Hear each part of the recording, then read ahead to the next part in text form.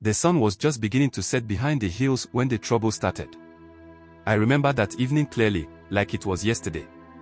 The sky turned a deep red, and a strange wind blew through the village, making the trees sway and whisper. Everyone felt it, the tension, the unease, but no one could quite explain what was wrong. We all went about our business, preparing for the night, but there was something in the air that felt different. Our village, Oko-Oja, was a quiet place, nestled between two large hills and surrounded by thick forest. We were a simple people, farmers, traders, and hunters, living off the land and the forest. Life wasn't always easy, but it was peaceful. That's why it was strange when trouble finally came to us. And it came in the form of a fire. It started deep in the forest, or so they said. Some of the hunters claimed they saw a bolt of lightning strike a tree, setting it ablaze. Others whispered that the gods were angry, punishing us for reasons we couldn't understand. But none of us were ready for how quickly the flames spread. By nightfall, the fire was roaring like a wild beast, tearing through the trees and racing toward our village. Panic swept through Oko-Oja. People ran out of their houses, carrying whatever they could save, baskets of food, clothes, even chickens. Mothers clutched their children, and the men rushed to fill buckets of water from the village well, hoping to douse the flames before they reached our homes. But the fire was fierce, and every effort we made seemed useless. The wind, strong and unforgiving, only fanned the flames higher. It was in this chaos that Oladimeji, the quiet one, finally stepped forward. Oladimeji was not like the other men in the village.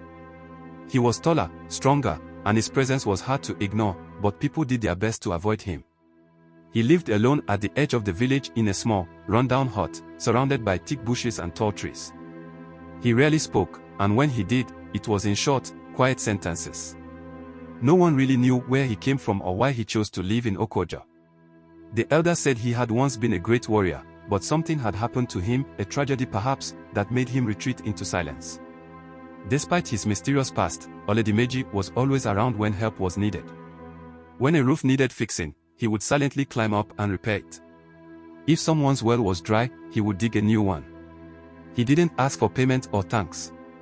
He just did what needed to be done and then disappeared back into his hut. Yet, despite his helpfulness, people never warmed to him. They didn't trust someone so quiet, so distant. And so, they whispered about him, making up stories about his past. Some said he was cursed, others said he was a danger to the village. But on that night, as the fire raged toward us, Oladimeji did something that none of us expected. While we all ran in fear, trying to save ourselves, he stood still.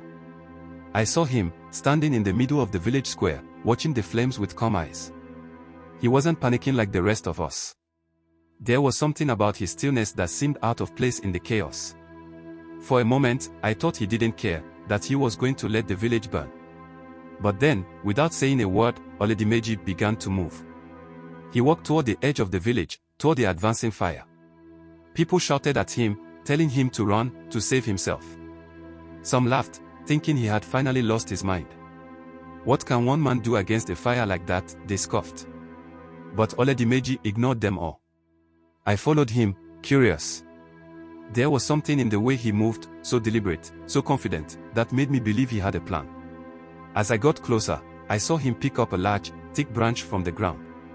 With it, he began to sweep the ground, clearing away the dry leaves and twigs that lay scattered at the edge of the forest.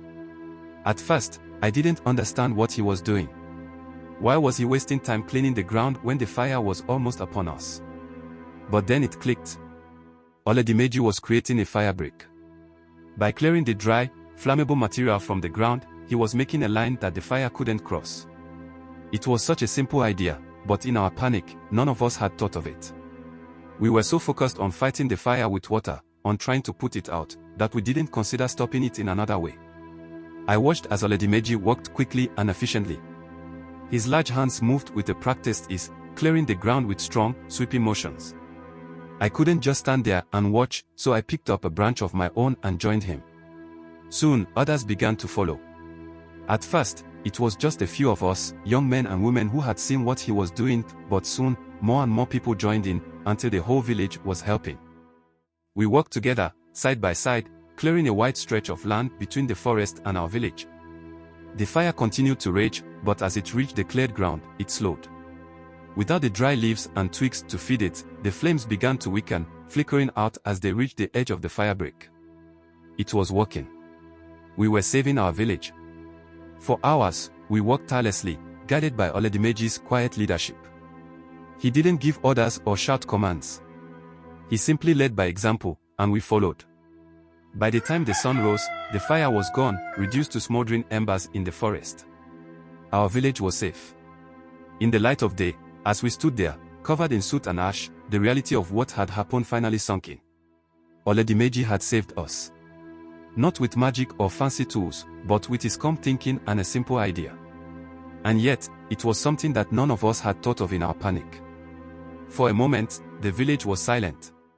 People stared at Oladimeji, no longer with suspicion or mistrust, but with something else, respect. He had shown us that sometimes, the simplest solutions are the most effective. And more than that, he had shown us that even the quietest, most misunderstood person can be a hero. After that day, everything changed for Oladimeji. The whispers stopped, and people began to seek him out, not just for his help, but for his advice. They listened when he spoke, even though his words were still few and far between. The children, who once ran from him in fear, now followed him around, eager to learn from the man who had saved their homes. And Oladimeji, though still quiet and reserved, seemed different too. There was a lightness to his step, a calm confidence that hadn't been there before.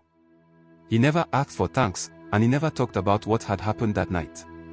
But the village didn't forget. Years later, when I tell this story to my own children, they always ask me why we didn't like Oladimeji at first.